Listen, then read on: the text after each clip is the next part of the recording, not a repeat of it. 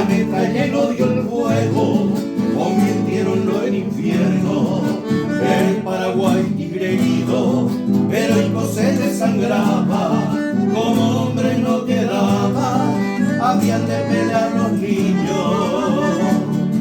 A esos niños que jamás llegarían a ser hombres, picando en lágrima y bronce, queriéndolo recordar. Allá en la conciencia luz, hagan justicia a la historia y vivan en la memoria los niños de Acosta y Luz.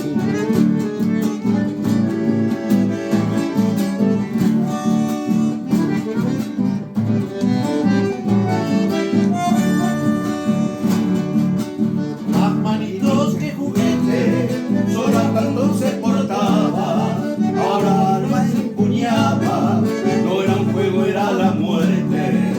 Los niños que no sabían de la crueldad y codicia, por la patria y la justicia, hacia horrenda muerte iría.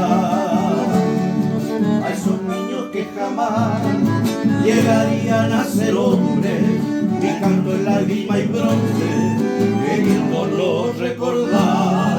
Allá en la conciencia luz, y hagan justicia a la historia y vivan en la memoria los niños de Acosta Ñu.